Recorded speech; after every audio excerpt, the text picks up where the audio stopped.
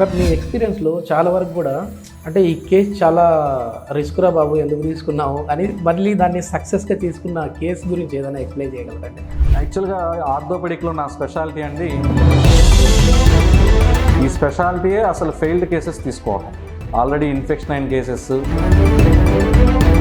కానీ every case ఛాలెంజింగ్గా తీసుకుంటామండి. ఎందుకంటే నేను తీసుకునే కేసెస్ అన్నీ ఛాలెంజింగ్ కేసెస్. మల్టిపుల్ సర్జరీస్ అంటే ఎన్ని సర్జరీస్ చూసుంటారు సార్? నేను ఇప్పటి వరకు చేసిన సర్జరీస్లో ఒక పేషెంట్కి ఆఫ్టర్ సర్జరీ ఎట్లాంటి జాగ్రత్తలు తీసుకుంటే ఇట్లాంటి సమస్యలు రాకుండా ఉంటాయి? అంటే సర్జరీ తర్వాత పేషెంట్ ఇంటికి వెళ్తారు. మన సోషియో ఎకనామిక్ స్టేటస్లో అందరూ ప్రతిసారి హాస్పిటల్కి వచ్చి పప్పు తింటేనో గోంగూర తింటేనో ఇట్లా ఇన్ఫెక్షన్స్ అవుతాయని ఎప్పటి నుంచో నానుడు ఉంది. అది నిజమేనా సార్? కానీ చాలా స్టడీస్ ట్రై చేశారు. కానీ సార్ అసలు ఈ ఇన్ఫెక్షన్స్ సర్జరీ చేసిన తర్వాత ఎందుకు వస్తావు? ఆర్థోపెడిక్ అనే కాదు, ఏ సర్జరీ అయినా మీరు చూసుకుంటే మనకు చిన్న దెబ్బ తగిలినా కూడా ఇన్ఫెక్షన్ అయ్యే అవకాశం ఉంటుంది. సో అలాంటిది ఆర్థోపెడిక్ సర్జరీలో ఇన్ఫెక్షన్ అనేది డయాబెటిక్ ఉన్న వాళ్ళలో ఎక్కువ చూస్తూ ఉంటాం సార్, ఎందుకు సార్ అది? సో మన కమ్యూనిటీలో అన్న యావరేజ్ చూసుకుంటే డయాబెటీస్ పేషెంట్స్ నెంబర్ పెరిగిపోయింది. సో మన కొంచెం లో ఎకనామిక్ స్టేటస్ ఉన్న వాళ్ళు ప్రాపర్గా డయాబెటీస్ ట్రీట్మెంట్ తీసుకోకపోతే నా ఆల్మోస్ట్ అందరు పేషెంట్స్ ఒకసారి ట్రీట్మెంట్ అయిపోయాక ఇటువైపు వెళ్తుంటేనో నా దగ్గరికి వచ్చి వెళ్తుంటారు. సో ఏదన్నా వాళ్ళకి ఏదన్నా ఫెస్టివల్ అయితేనో ఏదైనా వాళ్ళు ఏదైనా పని చేసుకుంటేనో ఫ్రూట్స్ ఏదో ఒకటి పంపిస్తూ ఉంటారు. ఇట్స్ నాట్ అది వాళ్ళు ఎమోషనల్గా మాతో బాండ్ అయిపోతారు.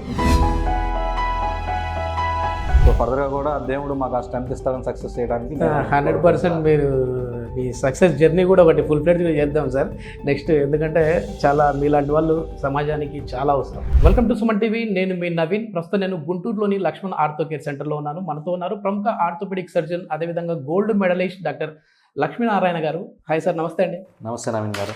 సార్ చాలా హ్యాపీ సార్ మిమ్మల్ని మీట్ అవ్వడం. సో ఏంటంటే నేనే నా రియల్ లైఫ్ ఎక్స్పీరియన్స్లో చాలామంది టోటల్ నీ రీప్లేస్మెంట్ చేసుకునే వాళ్ళని చూశాను. అట్లాంటి వాళ్ళు ఏంటంటే ఇన్ఫెక్షన్స్ అయ్యి లాస్ట్కి వాళ్ళు కాళ్ళు తీసే పరిస్థితి కూడా వచ్చేసింది. సో అట్లాంటి వాళ్ళను కూడా ఛాలెంజింగ్ తీసుకొని మీరు సర్జరీలు చేస్తూ ఉన్నారు, మళ్ళీ వాళ్ళు నార్మల్ లైఫ్ లీడ్ చేసే విధంగా కూడా చేస్తూ ఉన్నారు. సార్ అసలు ఈ ఇన్ఫెక్షన్స్ సర్జరీ చేసిన తర్వాత ఎందుకు వస్తూ ఉన్నాయి? సో ఆర్థోపెడిక్ సర్జరీస్లో, ఆర్థోపెడిక్ అనే కాదు, ఏ సర్జరీ అయినా మీరు చూసుకుంటే మనకు చిన్న దెబ్బ తగిలినా కూడా ఇన్ఫెక్షన్ అయ్యే అవకాశం ఉంటుంది. సో అలాంటిది ఆర్థోపెడిక్ సర్జరీలో ఇన్ఫెక్షన్ అనేది మిగతా సర్జరీస్ కన్నా కూడా కొంత ఎక్కువ శాతం ఉంటుంది. ఎందుకంటే ఆర్థోపెడిక్ సర్జరీలో లోపల ఇంప్లాంట్స్ అంటాం, అంటే రాడ్లు లాగా వేస్తాం. సో అది ఫారిన్ మెటీరియల్. సో ఎప్పుడైనా మన బాడీలో ఏదైనా ఫారిన్ మెటీరియల్ ఇన్సర్ట్ చేసినప్పుడు అది ఇన్ఫెక్షన్ని అట్రాక్ట్ చేసే గుణం ఎక్కువ ఉంటుంది వాటికి. సో ఆ ఇన్ఫెక్షన్ అనేది కూడా అందరికీ రాదు. చాలా పారామీటర్స్ ఉంటాయి. ఒక ఇన్ఫెక్షన్ రావాలంటే చాలా పారామీటర్స్ ఉంటాయి మనకి. ఆ పారామీటర్స్ అన్నీ మేము సర్జరీ ముందే ఎలిమినేట్ చేసేస్తాం ఇన్ఫెక్షన్ రాకుండా. కానీ ఎక్కడో రేర్గా, మనం కూడా మానవ నిమిత్తమే కాబట్టి ఎక్కడో రేర్గా మేము ఎన్ని జాగ్రత్తలు తీసుకున్నా కూడా కొంత పేషెంట్ హెల్త్ స్టేటస్ని బట్టి, వాళ్ళకున్న అదర్ హెల్త్ ప్రాబ్లమ్స్ వల్ల, కొంత వాళ్ళకున్న ఇమ్యూనిటీ లెవెల్స్, అంటే వాళ్ళకున్న హ్యాబిట్స్ని బట్టి కూడా వాళ్ళ ఇమ్యూనిటీ లెవెల్స్ కొంత డిసైడ్ అవుతాయి. సో మనం ఎంత ప్రికాషన్స్ తీసుకున్నా కూడా కొంత వాళ్ళ బాడీ టైప్ని బట్టి ఇన్ఫెక్షన్ వచ్చే అవకాశం ఉంటుందండి. మెయిన్ ఇది డయాబెటిక్ ఉన్న వాళ్ళలో ఎక్కువ చూస్తూ ఉంటాం కదా సార్, ఎందుకు సార్ అది? సో మన కమ్యూనిటీలో అన్న యావరేజ్ చూసుకుంటే డయాబెటీస్ పేషెంట్స్ నెంబర్ పెరిగిపోయింది. సో మన కొంచెం లో ఎకనామిక్ స్టేటస్ ఉన్న వాళ్ళు ప్రాపర్గా ఆ డయాబెటీస్ ట్రీట్మెంట్ తీసుకోకపోతే అప్ అండ్ డౌన్స్ అవుతుంటాయి షుగర్. సో ఒక్కొక్కసారి 300 ఉంటుంటుంది, ఒక్కొక్కసారి 150 ఉంటుంటుంది.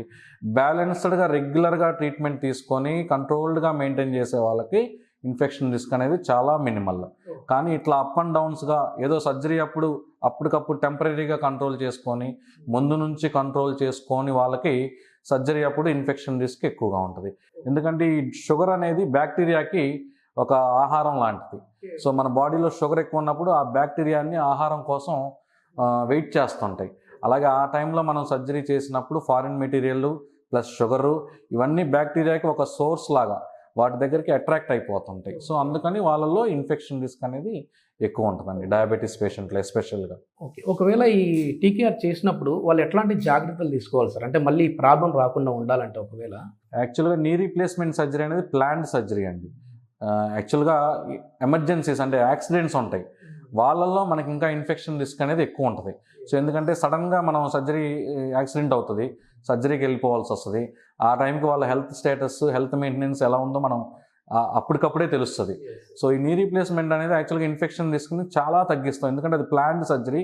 ఒక 2 months 3 months బిఫోరే వాళ్ళకి బ్లడ్ టెస్ట్లు అన్నీ చేస్తాము. వాళ్ళ షుగర్ లెవెల్స్, హార్ట్లో ఫంక్షన్ లెవెల్స్ ఇవన్నీ చెక్ చేసి వాటన్నిటిని ఫస్ట్ క్లియర్ చేసి తర్వాత సర్జరీకి తీసుకెళ్తాం. సో చాలా మినిమల్ పేషెంట్స్కి ఇంకా సర్జరీ జరిగేటప్పుడు కానీ సర్జరీ తర్వాత కానీ కొన్ని కారణాల వల్ల ఇన్ఫెక్షన్ రిస్క్ అనేది ఉంటుంది. కానీ యాక్సిడెంట్స్లో అప్పటికప్పుడు మనం ఆ 1-2 daysలో వాళ్ళ హెల్త్ని కొంచెం కంట్రోల్ చేస్తాం. సో ముందు నుంచి స్మోకింగ్ హ్యాబిట్స్, షుగర్ అన్కంట్రోల్డ్ ఉన్న వాళ్ళకి మనం ఆ 2 days సర్జరీ ముందు మనం అవన్నీ కరెక్ట్ చేసినా కూడా ఇన్ఫెక్షన్ రిస్క్ వాళ్ళకి 10-20% ఎక్కువ ఉంటుంది.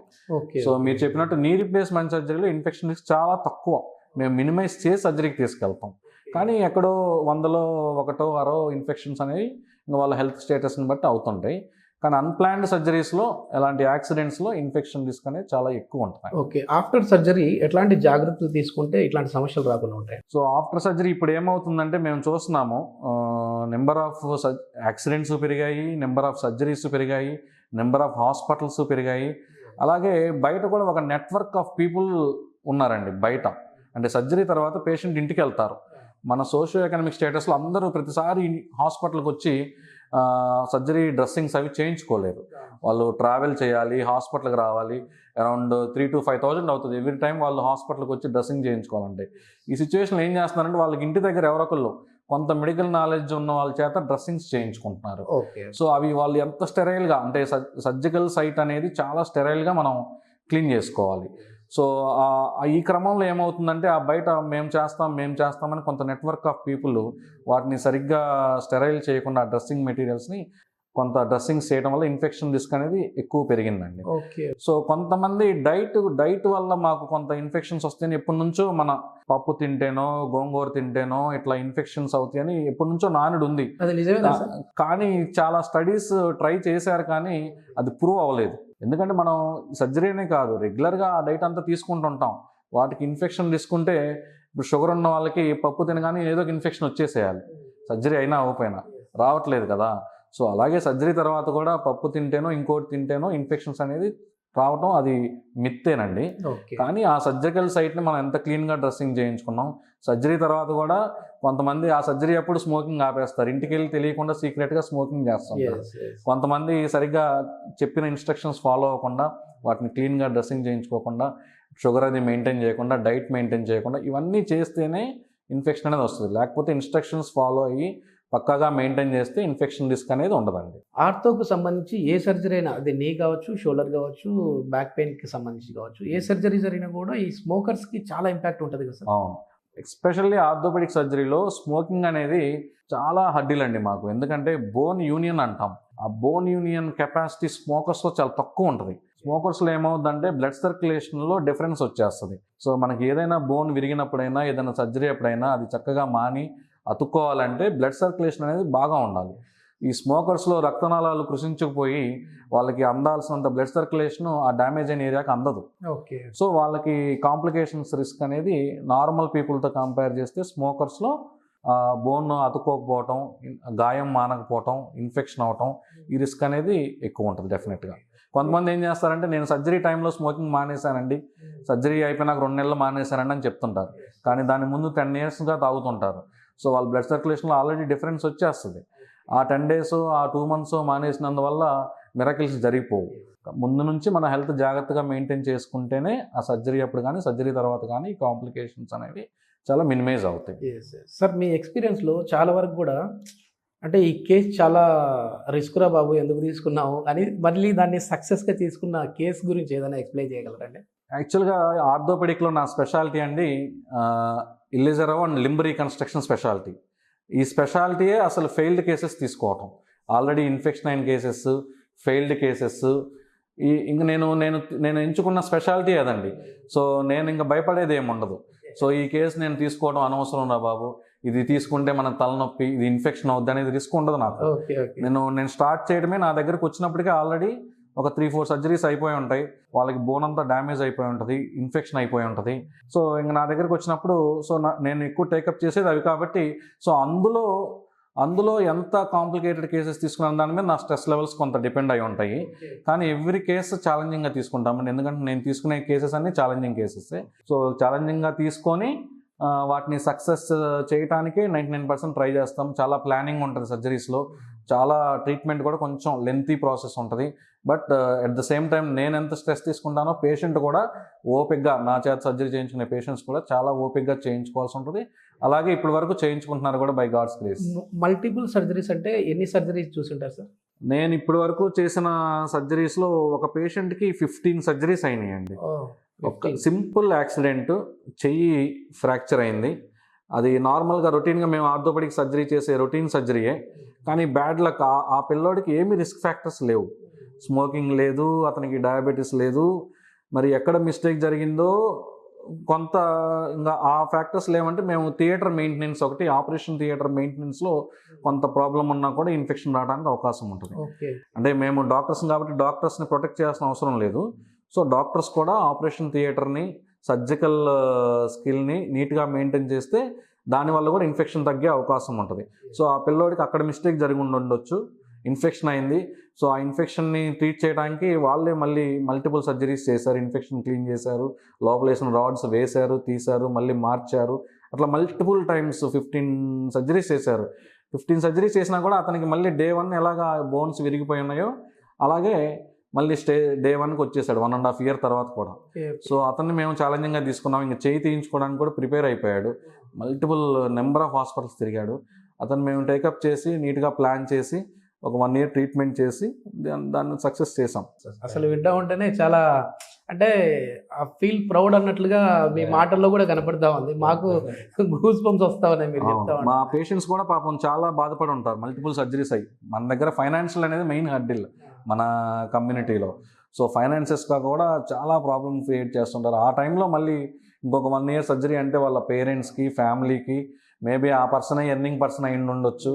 సో చాలా బర్డెన్ ఫేస్ చేసి ఎమోషనల్గా కూడా చాలా అటాచ్ అవుతారు మాతో. సో వాళ్ళకి ఫస్ట్ మేము ఎమోషనల్గా కొంచెం ధైర్యం ఇస్తాము, సర్జరీ ప్రిపేర్ చేస్తాము. తర్వాత they will be like our family. నా ఆల్మోస్ట్ అందరు పేషెంట్స్ ఒకసారి ట్రీట్మెంట్ అయిపోయాక ఇటువైపు వెళ్తుంటేనో నా దగ్గరికి వచ్చి వెళ్తుంటారు. సో ఏదన్నా వాళ్ళకి ఏదన్నా ఫెస్టివల్ అయితేనో, ఏదైనా వాళ్ళు ఏదైనా పని చేసుకుంటేనో ఫ్రూట్స్ ఏదో ఒకటి పంపిస్తూ ఉంటారు.